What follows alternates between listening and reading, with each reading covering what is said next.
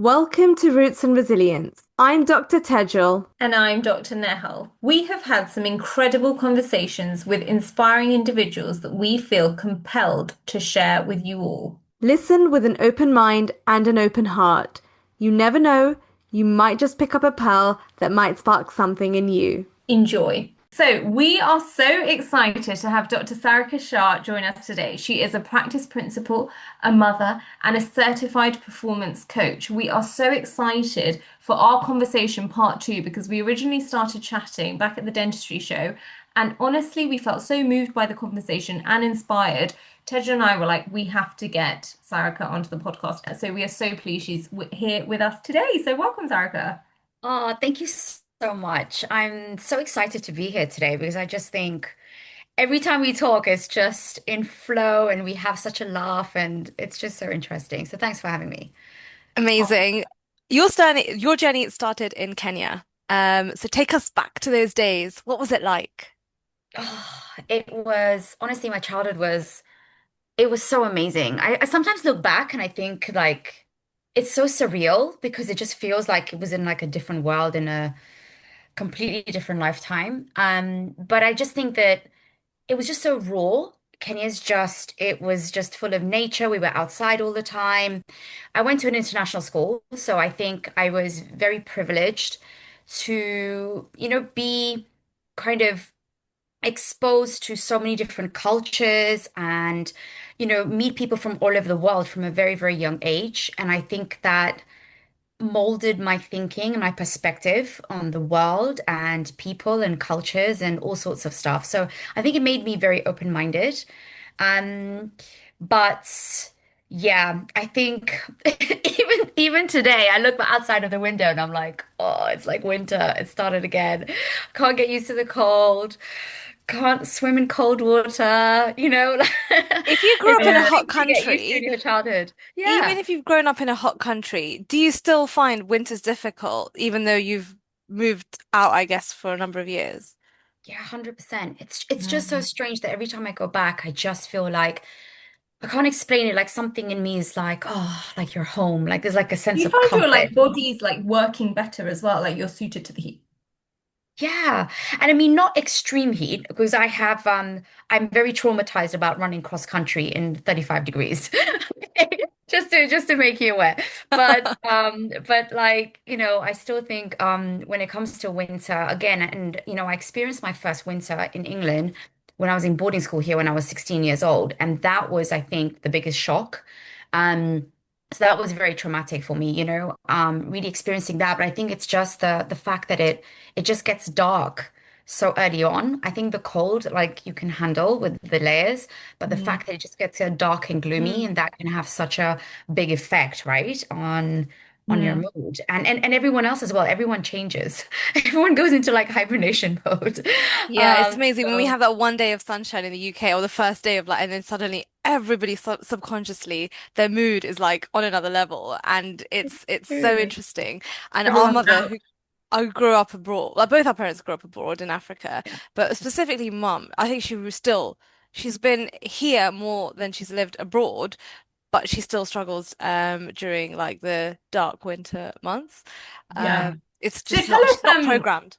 tell us about boarding school. So when you were at international school in Kenya, was that boarding school as well, or was that like day school? No. Yeah, that was And a day school, a day fine. And co-ed then school. what kind of drove the decision for you to go to boarding school in the UK, and how was your experience of boarding school? So, that happened really quickly. My uncle, so my mum's brother, he went to this specific boarding school in the 70s. And then all of a sudden, when I was 15, so it was the year before my GCSEs, the conversation just came up at the dinner table, and my mum said, "Oh, do you know, this is where he went to boarding school. Is that something you'd want to do?" And I was like, I don't know. It sounds really interesting, but I'm not sure. And then a Mm. few months later, she said to me, "Well, actually, this is quite serious. Like, if you want to go, we have to start applying now." And he could do a letter of recommendation for you because he's been and he's alumni in the school. And do you want to go? And I remember thinking, I didn't say yes, I didn't say no. I went to bed and I have a very distinct memory of this. I went to bed And then I came down in the morning and I said, yeah, I'm gonna go. And like, when you make a decision that's so big, you don't even realize what the consequences of that decision is because you don't know what's on the other Mm. end. But I did know that I was ready for a change. And I think it was like the first big autonomous decision that I ever made in my life. And it was so scary, but I think it set the foundation for me making big decisions in my life and setting goals and thinking, do you know what? It's okay. It's okay not to know what's on the other side, but if you don't try, you'll never know. And that decision, it ended up being the hardest time of my life ever, ever, How? and the best at the same time because it was so tough. I'd never left home. You can imagine, how different England was to Kenya in the 90s. We didn't have mobile phones. The first Nokia brick had just come out, I think after a year after I'd been there. Email wasn't that easy. We were still using like, I'd had to go to the high street and scratch card, parents, £20 would give me 20 minutes. And so I'd Mm. call them every other week. And I was completely torn away from everything I knew, everything. So I really feel like in that first term, I reflect back a lot and I used to get very emotional about this, but I really feel like I hit depression, but I didn't know. And none of my teachers picked up on it because, a lot of the girls, I was in a sixth form boarding house and it was an international boarding house. Mm. Um, I think I was just really lucky with the friends that I made, the girls that I met, and it was really like a sisterhood. And I didn't know what was going on. Emotionally, I didn't know what was happening to me. And I was just really sad all the time. It was during the first winter as well. I think everything just kicked in then. And I talk about this story a lot about this. Do you want to know? Do you want to know? Do you know this? Okay. So Yeah, I yeah, talk about, yeah. We want to know. so basically there was this girl and she was like 4 foot high. And she was in my year and her name was Carmen. And this girl, she was just always smiling, like always smiling. It was so strange and it was so weird. And she was just always happy, always smiling. And she was just such a positive, bubbly little person. And then I was like, I think it was one of these weekends where people get to go away. We used to call them exit out weekends, where, all the girls could go back home. A lot of them lived in Europe. Mm. But she stayed and we were having breakfast together in the boarding house. And I just said to her, I said, and at this point I was feeling really sorry for myself and I was feeling quite low. And I said to her, I said, Carmen, why are you happy all the time? How are you happy all the time? Like, and she said to me, she started telling me her story, and she said that she was from this tiny, tiny little village in Romania. She came from a really, she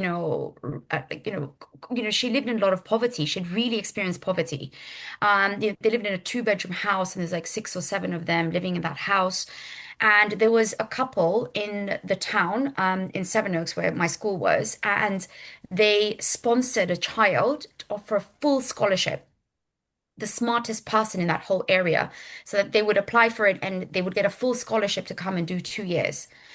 And she said, "Oh my God, it gives me goosebumps talking about this." And she applied for it and she got it. And basically, she just sat there and she said to me, Sarika, like, this has changed my life. Like, this is the biggest opportunity ever, ever, ever. And there's not a single moment that I'm going to let it pass. And I went back up to my room. I sat on my bed and I was just like in shock with the conversation that I just had. Because on the other hand, I was just thinking to myself, well, this is the biggest opportunity of my life. And there she is, like smiling and making the most of every second she has. And I'm here, like feeling sorry for myself. And she's been torn away from her family. Everything's the same, but look at how we are reacting so differently. And I think that it was like a big aha moment in my head that I just said, do you know what? Like, I'm no longer going to sit here and cry and feel sorry for myself. I'm going to really take this as the biggest opportunity of my life. And I'm going to grab it with 2 hands and never look back. And honestly, that's what I did. I like really stepped into myself as a person. Like, I think I started to unveil all the layers that are put on us by society and school and people and family about who we are, and I really started to step into who I am. I think the first step into my authenticity. I think, at that stage. And started to make decisions on my own, like not listen to my parents, my mom and dad. Like They weren't what? even there. What did you not listen to? Oh my God, all the time. I think I became a bit of a rebel. Yeah, embarrassingly, I did Wow. hang up on them a But you couple of know times. that's everyone needs a Carmen sometimes, like a Carmen moment where you're literally it snaps you out of your reality and either Yeah, it reminds you how lucky and privileged we are and how grateful sometimes we should be, but sometimes it's really hard for you to see that yeah, in the moment. yeah, because you're in your own space, you're in your own bubble. Yeah. And I think it was maybe a little bit in that moment that I also realized and appreciated what my parents were doing for me. Because it wasn't easy for them financially to send me to the school. It wasn't that they had like so much excess money they could send me there. I've seen I hardly saw my dad growing up, setting up his own business. My mom worked so hard all the time. And so they were really like paying through their nose to give me this education and this opportunity, and I wasn't seeing that. And I think at that point, especially my second year, I started to really appreciate them, like from a deeper level. Then I actually vowed to myself that from the first time that I start to earn money, I'm going to not rely on my parents for anything. And I actually stuck by that. I stuck by that. When I got my first paycheck as a dentist, I said to my dad, I said, look, uh, I think I might need a little bit of help for 1 month, but after that, I don't want to take anything from you, and I'm just going to get by. And if I'm really desperate, then I'll ask you. But I'm really going to get by. And till today, I haven't asked my parents for any money. Like everything we've done, property, practice, everything we've done, or has been on our own, and I'm really proud of that. I'm really proud that I stuck by that, but I kind of look back at these aha moments and these big life-changing events and change in my mindset that actually kind of led to that and who I've become. It's quite profound. I love It that. is, and it's the beauty of hindsight when you can look back and you can reflect on these experiences to see actually how they've shaped you, your decisions, and your journey onwards from there. Yeah, But how incredible! But I do feel like as a 15, 16-year-old, shifting to another country, being by yourself, being thrust into a new environment, uh, really alone. I think that is a lot emotionally, I feel. yeah, But clearly, I think you it swerved you, like it swerved in the right direction, and then moved it forward. So then, at what stage did you decide dentistry? Was that something like you just moved continents? Like, at what point did you thought, or were you thinking about career oh choices? my gosh, oh my gosh. So it was like back in the day when we had UCAS forms. I don't understand. I don't know I don't know how people apply to universities anymore, but this was back in the day when it was all UCAS forms, and you had to like write that little essay and things like that as well. You could pick 3 or 4 universities. So no one in my family has done anything remotely medical. Like nothing. So I had applied. I was doing international baccalaureate and I had done business studies, maths. And so I had applied for like business related careers at university. And then I don't know, I was having a conversation with my dad and I was just telling him, I was like, do you know what? I'm really good at sciences. I'm really good. I'm really good at this. Like I'm good at chemistry. I'm good at physics. I didn't take biology. And then I just said to my dad, I said, I don't think I want to apply for anything business related. I'm really sorry. And part of it, it's weird, right? Because part of it, it was like I wanted to do something like that to make him proud because Mm. it was like what everyone in my family was doing. And I felt like it was normal for me to go into like that kind of career pathway. Anyway, and then things swerved and then they said, well, okay, well, if you like the sciences, how about pharmacy or how about like optometry or something like that? And I said, okay, yeah, that's great. And then I said, well, what about dentistry? And they said, are you sure? Are you sure you're smart enough to do dentistry? And And then it made me question how smart I was. And I said, yeah, I think I can do it. And then I went down. My school helped me organize this. We just went down to the high street. I went to see the pharmacist, did like a bit of shadowing with the optometrist, with the GP, and with the dentist. And the dentist experience was really cool, and I think that's what changed everything.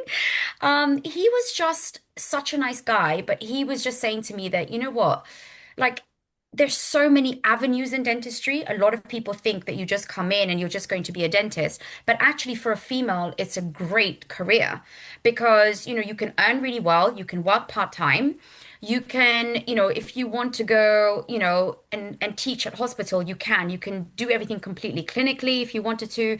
You can go into research if you want to. You can own a business if you want to. Because I told him the story about, my parents being very entrepreneurial and coming from that family. And he said, why not? You can own your own practice like I have. Why not? And again, that made me think, well, great. Like, I was very artistic. I'm great at science. I saw how he was like placing composites and everything, and it was so intricate. And, like he was like, look, I'm shaping the tooth. And he was a great dentist as well. And he was explaining everything to me really nicely. And he said to me that there's a lot of artistry and science and business. So you can combine all of that in this career. And I went back and, had that conversation with my dad, and he said, look, if you feel you can do it, apply for it. Like go and do it. And I did. And I've never looked back. Well, good for you. Um, Good for you for kind of going along with what, resonated with you at the time and yeah, pushing that because it's sometimes quite hard, I think, especially as a female Asian, to not do something that potentially doesn't have the complete approval, of parents. Not that they disapproved of your choice, but maybe they weren't, encouraging it themselves. yeah. So for you to like take that by the horns and be like, right, yep, this is the one for me and go for it. So And this is it. I incredible. think when you're so young, you're influenced by people as well. Then you're Yeah. scared to make big, big decisions. But I think that, really being completely out of my comfort zone and being in such a scary place and having that Carmen moment and all of that, it just allowed me to make slightly bolder decisions for Hmm. myself. And I look back and I'm proud of little Sarika, like me at 16. And I just think, wow, like I was so brave then, to You make still those are. decisions. You still Oh, are, Sarika. yeah, And I it's love in my that. blood now. It's in my blood. So Sarika, I just wanted to fast forward a little bit. Tell us about how you met your husband. Oh, I think I've told you this story, haven't I? But I don't I'm think happy to. we didn't get We didn't into get to it the end. properly, We so didn't I get thought to this the was a end. great We opportunity. want the full lowdown because I tell you why. I tell you why. Because I think um, when you are a driven, strong female, sometimes it can be really hard when you're dating. Do you know what I Mhm. mean? I Yeah. feel like sometimes men can get maybe intimidated or I don't know. And also as women, we overthink things. So I just think your story is just going to help so many people in our listening audience. Yeah. So I think you're getting a bit of a picture of what Sarika at 18 and maybe 22 and 23 is. I am just like, I look back and I was a powerhouse, because I was so independent. I was like ready to like make it on my own, don't need anything from anyone. I could do it, can do everything on my own, and I'm ready for it. Like I was so ambitious. I was so, so, so driven, and I was such a hard worker.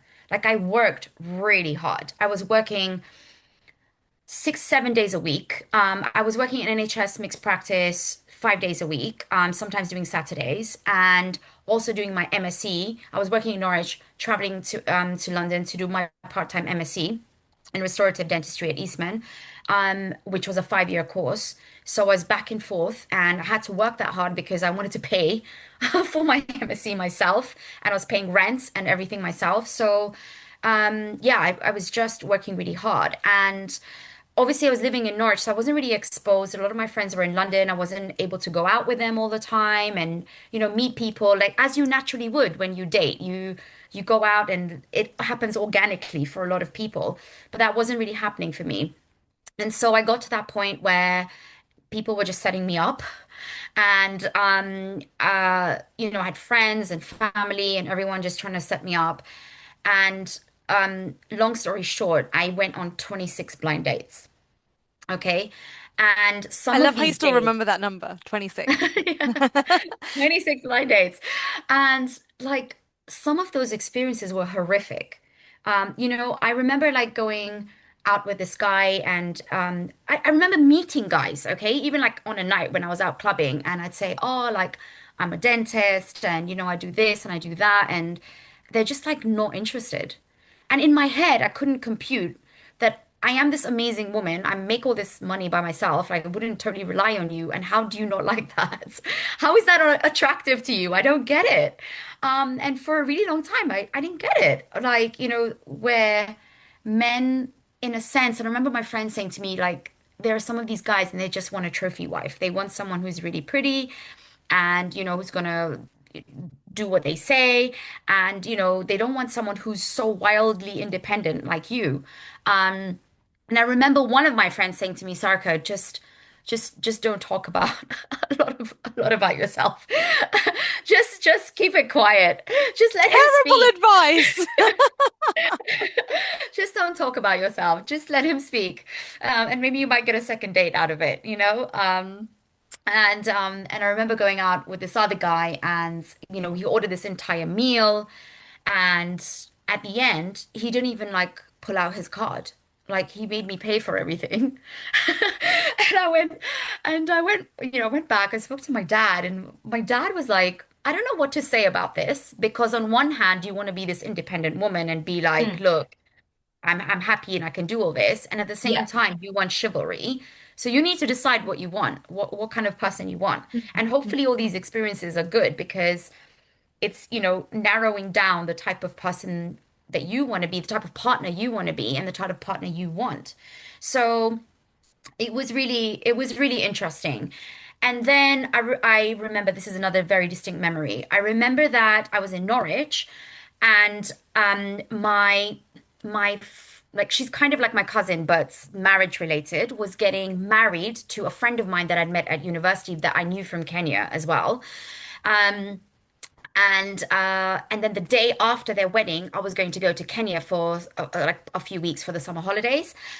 And I remember having this conversation with my mom, and she's just basically like, "What is wrong with you? Like, seriously, what is wrong with you? You've been on all these dates. There must be something wrong with you. It's you, it's not them." Like that type of thing, right? And I just got so emotional, and I was like, "That's it. Like, I'm not going on any more dates.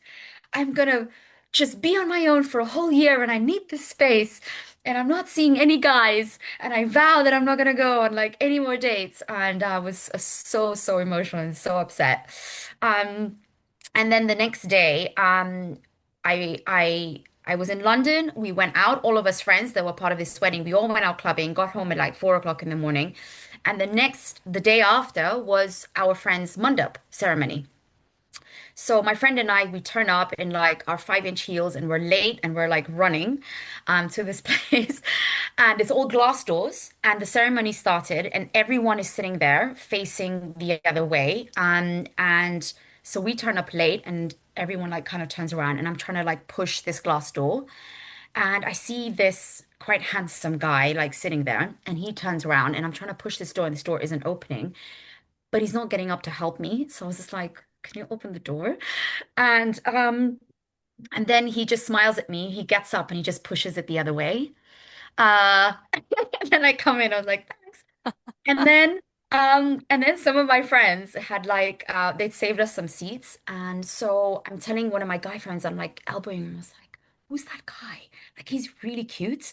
But I've never seen him before. And he's like, I think he's Milan's cousin.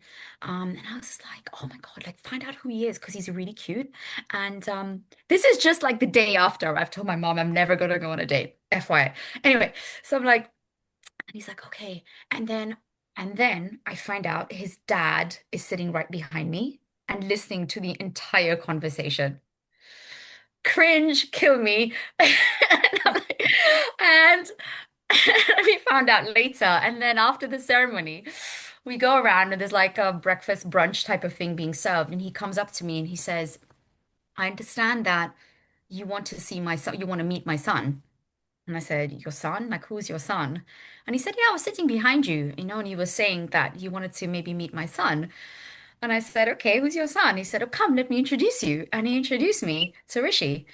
And we saw each other and then we spoke a little bit. And then we realized that we had actually met a whole year ago at the people getting married at their engagement party. Um, but maybe we'd had a few drinks and we didn't really we didn't really remember each other a year later. But yeah, and then at the wedding, we spoke a bit, we had a drink, and then I was flying the next day. It was the day of Facebook, so he messaged me on Facebook while I was away, and then he said, "Look, let's when you're back in London, let's go on a date." And then we planned the date. And I got there at outside Green Park Station and I waited for an hour and a half for this guy to turn up. Wow.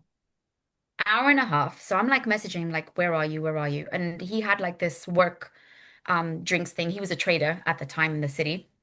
Um, so he had this works drink thing. And yeah, I turned up an hour and a half later, a little bit drunk. And then he had like planned to take me to this really fancy bar in Mayfair. And we kept walking in the wrong direction over and over again. And I was in these like giant heels. And anyway, we got there, we had a drink, we went on a second date, and the rest is history. If you're enjoying today's episode and you are a female dental professional, we'd love to invite you to our monthly face-to-face coffee morning. It's a safe, supportive, intimate space to connect, share, and grow together. You can express your interest by filling in your details through the link on Dr. Tejal's link tree. You'll find it in the show notes. Now, back to the episode. Oh, thank you for What a sharing beautiful that. I story. really wanted to interject when you were like, well, your father-in-law was sitting behind you, be like, well, the universe was listening. Can you Your imagine? father-in-law was listening. And But and you know what the weird thing was is that I think that all those 26 blind dates, I had this picture of this person that I wanted in my head, and this picture of this person who was also uber ambitious and like Mm. really doing well for themselves and like really hot and like like all these things, had all the dreams and hobbies and everything that I had, literally the male version of me. It's so mm, weird. But actually in the end I found someone that complements me. He balances me. Yeah. Yes, like Rishi was doing well. He's really ambitious and all that side of it, which I think is important for my type of personality to have a partner that is similar in that way. But we have different hobbies. We like different things. I'm a fire sign. I'm so fiery and I'm like really like risk taker and he's just like, no, no, no, no, no. We need to think about this. And he's like a water sign. He's a Pisces and we really like balance each other out really Mm. nicely. And I realized that in the end, I just went for someone who was just good, who's just a good person. And A I good heart. needed, Yeah. and that's what I needed. That's what women like us need. We need just a person who's going to respect us and love us for everything we are and everything we've achieved. Do you know what I Mm. mean? yeah. It doesn't need to be I sometimes go out and I say to him, I said, like I see husbands and wives and I see husbands are like, oh, my wife is like so amazing and like she's like this and she's like that. Come back, I was like, you never say nice stuff about me. Why do you never say nice stuff? He's like, I don't need to say nice stuff about you. Like you show who you are. Like that's giving me goosebumps now as well, bless him. You show how you are and people respect for you and they see the kind of amazing person you are. So why do I need to say anything? I don't need to show off, you know? Mm. And he's just like, I know how amazing you are, and I tell you all the time, but I don't need to tell the whole world.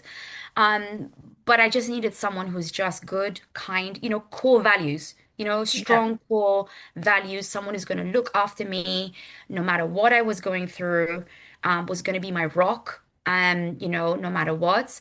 And yeah.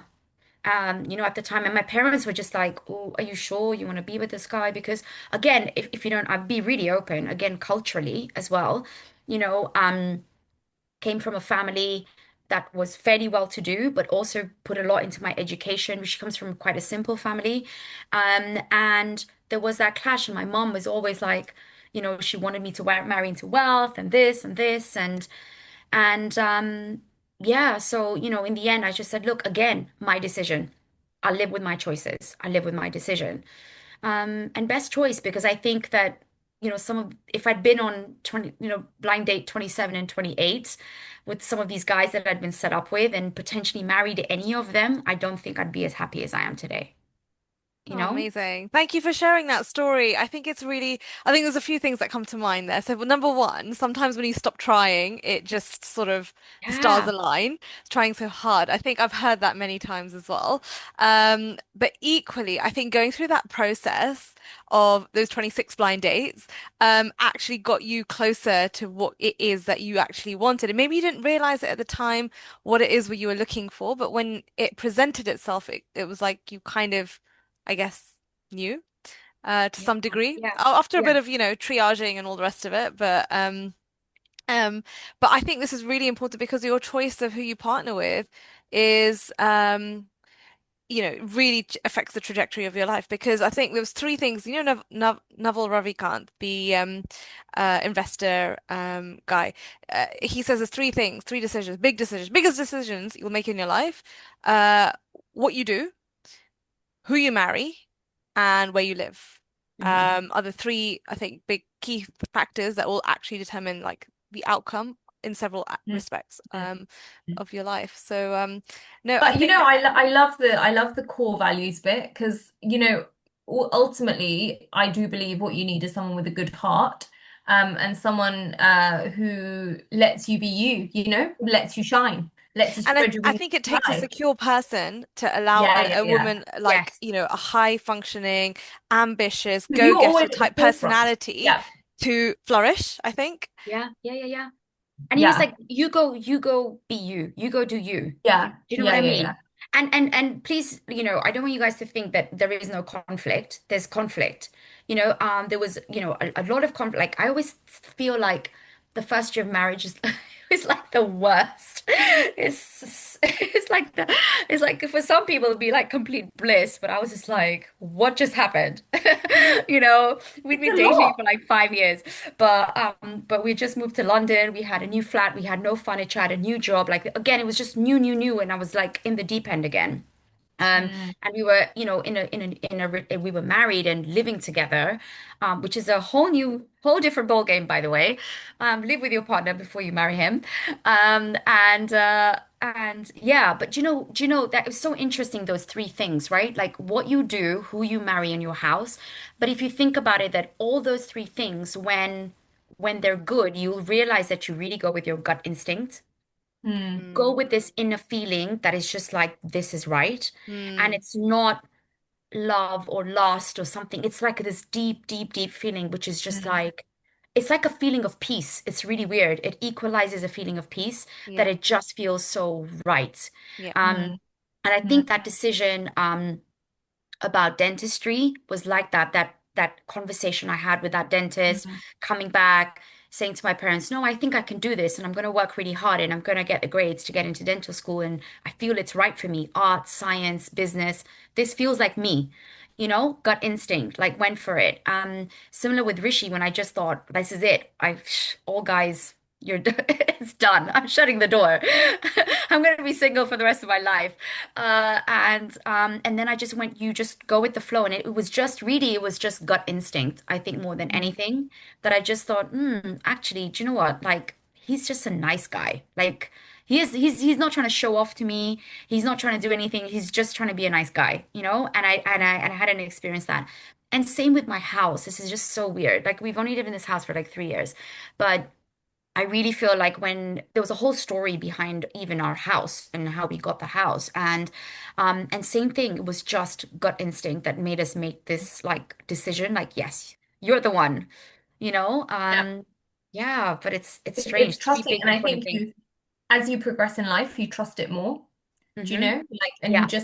and also, to be honest, there'll always be an element of uncertainty and risk in any decision you'll make, right? But I think as you get braver, you get okay with accepting it and just going with it anyway, because you trust that actually, do you know what? I'm going to roll with my gut. And even if there is that 5 to 10%, leeway where you're like, oh, I'm not sure about it, you still, I think, had the confidence to just go with it and then just deal with whatever happens. And I think you're really good at that. I think you're really good at dealing with uncertainty and also dealing with stuff when it just happens. Do you know what I mean? Yeah. Yeah. But not all the time. I'll be honest with you. Like I definitely have fear. I definitely have like I think I having a think I bit have of it fear too. and a You'll bit have of yeah. I think it's normal though. I think it's normal. It's like your like the primal part of your brain just trying to protect Yeah. you before you start Yeah. making big decisions to be like, hang on, just think about this a little bit before you like jump in. Mm. Um and an imposter, but I also think that the more you lean into your authenticity, the more you are who you really are, the the better you are at just being like, I'm cool with all the decisions I make. Hmm. I'm okay. Even if it's the wrong decision, I'm okay with it You own because it's it. it's fine. Yeah, Yeah. Yeah. you own it, you Yeah. know? And I think that there's no guilt around making a wrong decision when you're really leaning into authenticity. And that's a journey. We're all on that journey to like really become, at one with who we really are, And I think it comes from So, a lot of it comes down to like self-acceptance. Like when you really are like super comfortable in your own skin, like you accept yourself, the good, the bad, the ugly, and you're like, this is who I am. And then you just don't, that fear that you're talking about kind of dials down a little bit because you're just like, well, this is it. Like, I own it. If I make the right decision, make the wrong decision, it's on me. And equally, you kind of also disassociate a little bit with judgment, like the fear Mhm. around judgment about, from other people People and also think, from yeah. yourself to a certain degree as well. yeah, So, yeah. thank you for sharing that. I love that part of the conversation. Can we touch a little bit about resilience? Like, the major theme of our podcast is resilience because I think there's just such a core element to kind of get through this journey of life. And something is it's a muscle and we build it. Mhm. And through these sort of stories, through these conversations, we can hopefully help, each other grow um, with that. So I don't. I know you shared on the Dental Women's podcast with Rabia about your fertility journey, and you've recently been talking about going through 14 cycles of IVF, which seems completely humanly impossible, um, but you persevered and you got through that journey. Now, for anyone listening who has been going through a difficult period of their life that seems to be just it doesn't seem to have light at the end of the tunnel, or it just keeps on going, or they're in a hardship that is prolonged. What advice would you give them? Such a tough question, isn't it? It's so tough. I mean, I think everything we've spoken about. I think the first thing is that like so many when I do read a lot of deep literature, I think a lot of stuff says that life is about challenges. It's not about the good rosy stuff. It's actually all about challenges and obstacles and how you overcome them. Like life is like an obstacle race, you know? And so you've got to I've stopped seeing challenges as challenges now because I think I've faced so many obstacles and so many challenges that my mindset around that is completely changed. And I start thinking of like, okay, so this is here now. Mm, let's problem solve. And who is better at problem solving than a dentist? Okay, we have all the skills to problem solve anything. We're so good at it. So I just sit there and, as I would with a dental problem, I try to problem solve my problem. And I just think, okay, what are the potential outcomes that I'm going to get? What is the worst case scenario? Okay, Mhm. that is going to happen here. How do I feel about it? How do I deal with it? So I'm having these conversations. I'm trying to think about it, not on a completely deep level that I can't make a decision and I can't move forward, but to help with my decision making, but also that no matter what happens, nothing lasts forever. That's the first thing. Everything is transient. Everything in life is transient. Okay. So at some point, if you're having difficulty conceiving, if you have a health problem, if you whatever, okay, whatever it is, it's not going to last forever. Something will change, whether it changes in a good direction or not so good direction, but it will change. Um, and so that's the one thing I believe as well. And that's what I believed in my fertility is that and I got to that point where I was like, it's not. I don't know if someone said that to me or if I thought about it myself. I've forgotten now. But it's not if, it's when, right? Mm. It's not Yeah. if, it's when that change is going to happen. It's when it's going to happen. And so I think a lot of it, it's a very difficult answer to give you because I think a lot of it is about the action you take towards your mindset and how you think about it. Because I've realized as well with so many women when they're going through, let's just pick fertility as an example, okay? When so many women that are going through fertility, um, they just say to me, I can't even believe what you've been through because I've just been through one cycle and I'm like, I'm never doing this again, you know? Whereas for me, it was just like, I want a baby. This is a solution. Okay. That solution hasn't worked. Okay. What are my options? Do you see? I'm like problem solving. Like I wouldn't, Yeah. what are my options? Okay. And I can do this, this, this, and this. And then I make a decision that's around it. Um, and through this process, I'm going to feel this, this, this, this. Okay, well, what do I need to do to mitigate that? Okay, I need to reduce my stress. I need to take a bit of time out to relax. I need to make sure I'm really on it on my nutrition and I'm eating really clean. I need to make sure I'm exercising, doing things I love. I need to make sure I'm getting at least 10 cuddles a day from Rishi. Like you put a plan in place. Right. And I think it's when the first one or two rounds, I didn't know, like no one prepares you for that, right? It's just like no one prepares you to have a baby in your first year of marriage. No one really gives you the real advice Mm. around that. But it was after that that I was just like, okay, well, I could be in this for the long haul. I think for initially it was a shock because I thought I was super healthy. And I was like, okay, what's going on here? Why can't I have a baby? Um, and then it just went on, and we were buying a practice at the same time. So my mind was again occupied. I was trying to build a practice. I was trying to see all the patients. It was, there was all that kind of handling that stress side of things. And I think that the infertility, I think, is a real issue. I think it's a real issue globally for women who are now ambitious, who are now following their careers, and who are now suffering from chronic stress without actually realizing it. We're all suffering from chronic stress. We're Hmm. being constantly Yep. overstimulated by everything in this world. Yep. And I don't know if you girls have watched Handmaid's Tale. Have you watched Handmaid's Tale? No. No, I Okay. think it was you. You told us to watch it last Yes. time. We have not made You need to progress, watch but we it need to watch it. because I've got everyone in my practice to watch it, and like it's based around infertility and it's almost like a Black Mirror style thing where like they focus on one thing. But in my mind, I'm just thinking, oh my God, like with the problems going on in this world and infertility issues, it's happening everywhere, by the way. I have friends that live in the US, that live in Europe, that live in Australia, that live in Kenya, and I talk to so many women, and so many women are having children via IVF. Like the statistics is crazy. I have, one of the clinics I went to was a friend and his mum owns the clinic. She's the IVF consultant there, and he was basically like they've expanded everywhere because he's like, we've never been busier. Hmm. Yeah. So it's And like, well, I what's actually going think, on? no, true, what is going on? I think it's multifactorial, right? I mean, I don't know much about the subject, but what I 100% appreciate is you're absolutely right. I think it's much more widespread than people believe. And I Mm-hmm. actually think more and more people are talking about it now as well. Yeah, yeah. Um, and Can I actually interject there?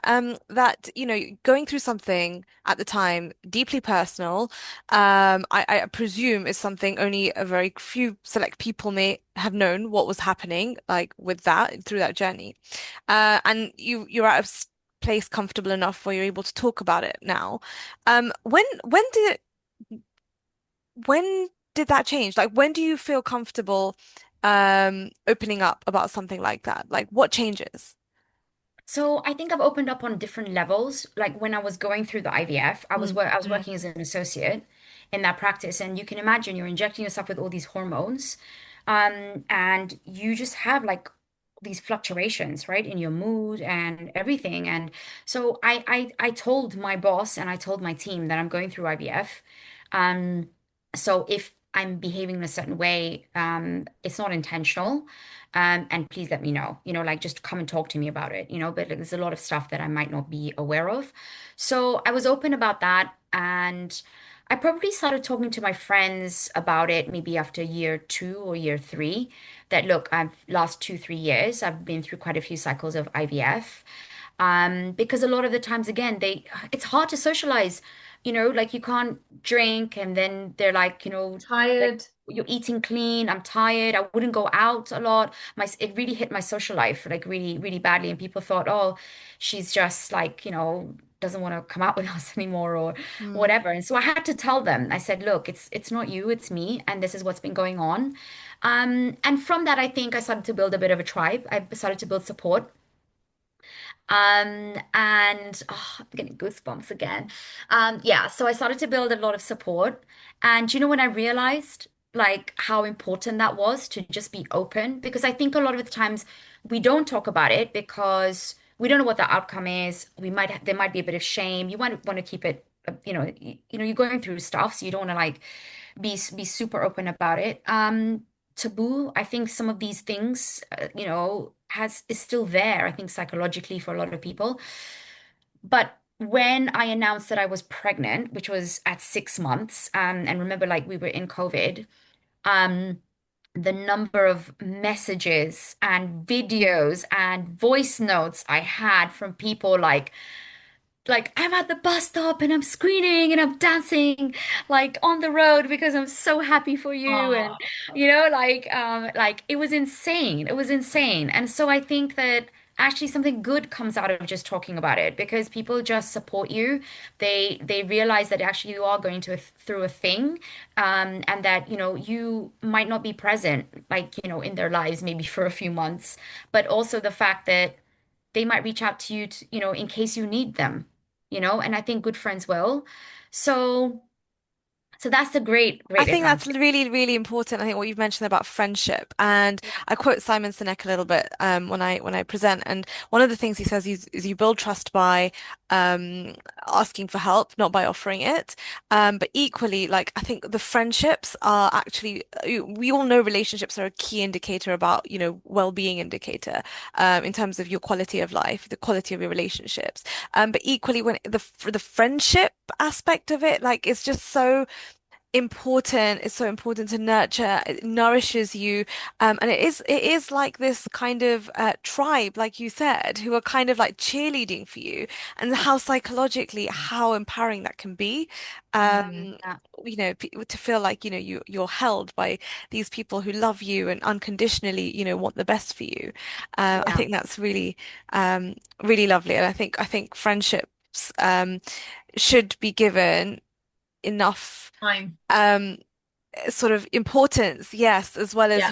your relationships with your work, your colleagues, your family as well. All of that's great, but yeah, Yeah. friendships I can. think especially as women, right? So a lot of the times, because my life is so intense, when I watch TV, I watch stuff that is a bit fictional and and maybe not everyone else wants to watch. But I saw something, and basically, it was about sorceresses, and there was men sorceresses and women sorceresses, and there's this big war going on, and the women were losing. And I remember the lead woman basically saying to her, there was the last survivors of the coven, and she basically said that, I realized and I was blind to what the most important thing that we have is right in front of us, and I was completely blind to that, and that's our sisterhood, right?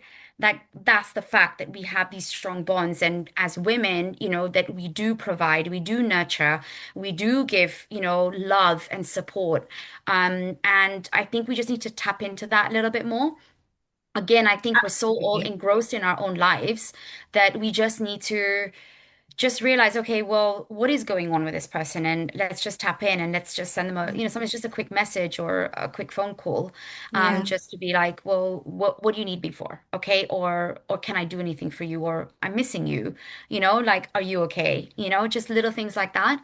So, and I think that's what I took away from my school. If you're, was that's what I think that's what got me through everything was the sisterhood. The fact Yeah. that they were like, we're all together, we're all in the same boat, right? We're all going to go out there into the big bad world. So let's just go out there together and smash it. you I know? love that. Yeah. Absolutely love that. And I think if you're listening to this now, drop a message to your girlfriend or you haven't spoken to in a while, say hi, reach out, or to any of your friends. Go for that coffee, go for that walk, like make time for it because time just slips away otherwise.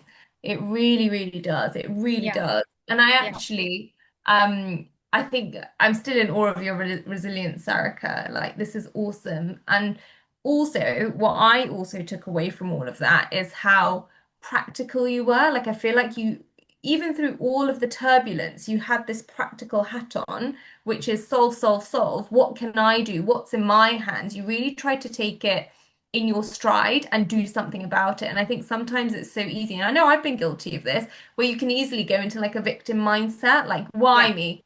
This is so unfair. Why do I mhm, need to deal yeah, with this? When yeah. actually that's not going to get you anywhere. Yeah, yeah. And don't get me wrong, I was feeling like that. I've had lots of, Yeah. tears in the shower. I used to be like, universe, like, what have I done to you to deserve Yeah. this?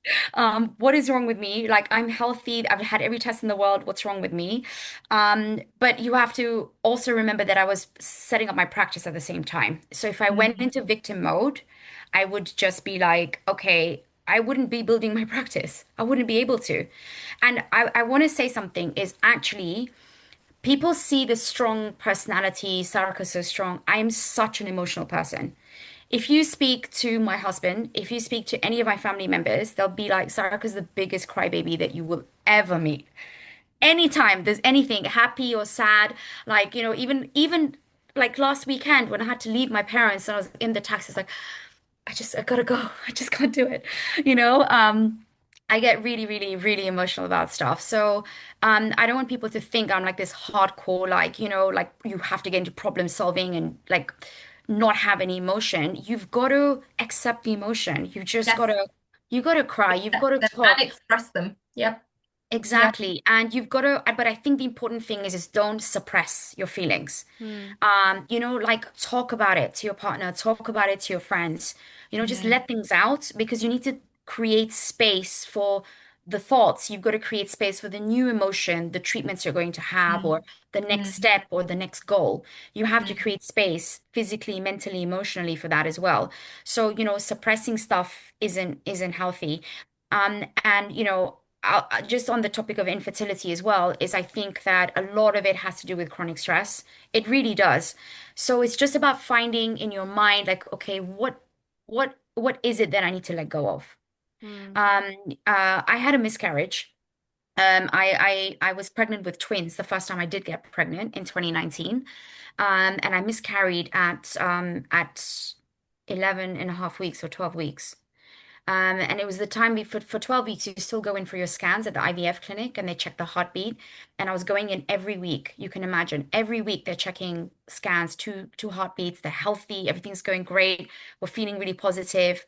Go in one day, they put the scan on, you can't hear anything. And then they tried to find the second heartbeat, can't hear anything. And I was so lucky. Again, instinct told me, like, let me take my husband with me that day because he wasn't coming in with me for the other scans, but I told him, Rishi, come with me. And he came with me and, and we lost. But what I want to say is that we went to an Ayurvedic clinic and this was just a random decision. My patient told me about this, by the way. I was so open with my patients. I still am right now. I talk to my patients who are going through IVF. Anyway, so my patient told me that go to this Ayurvedic clinic. Don't go to India because I was looking at India. Go to this one in Sri Lanka because Sri Lanka is so you. You're going to really feel the energy of the island. You're going to love it. So we went there, and the Ayurvedic doctor basically said to me that we need to cleanse the mind. We need to cleanse the whole mind and the body because I went to cleanse my body. She's like, no, no, love, we need to cleanse your mind.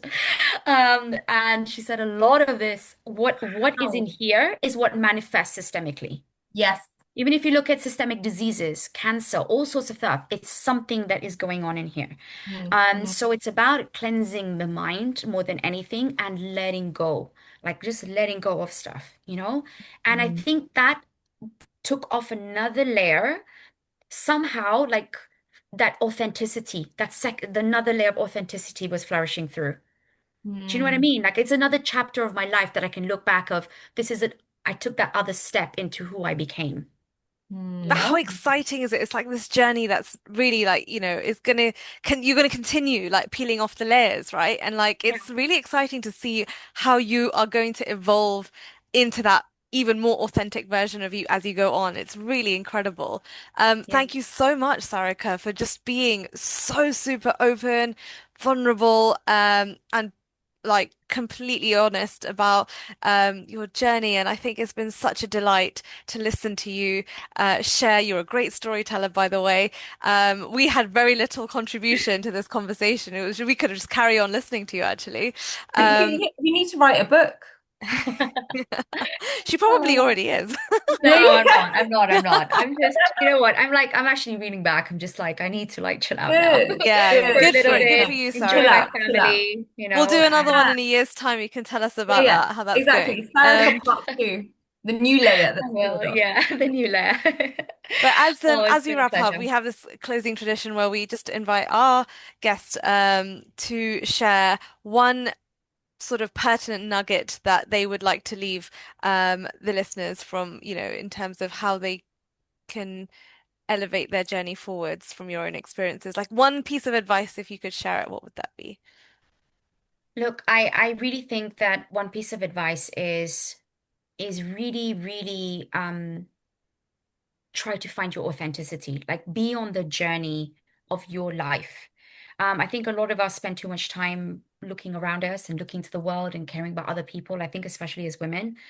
But it's really important to hone in on who you are and be true to yourself. Because when Mm. you are and you're radiating that energy, you're then attracting all the good things in your life. Good things only come to you when you are radiating that style of energy, and that vibration of energy.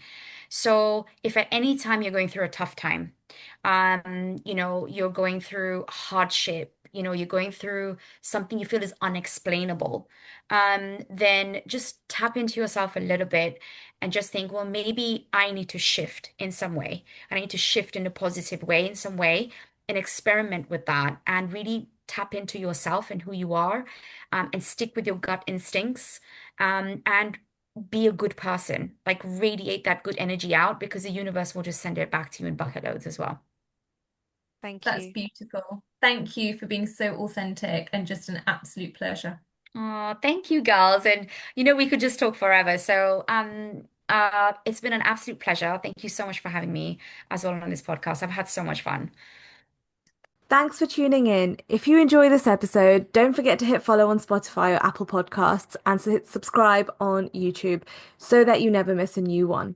It really helps if you rate and review the show, and if you found this episode valuable, share it with a friend, family member, or colleague. We appreciate your support and we'll catch you next time. Bye bye.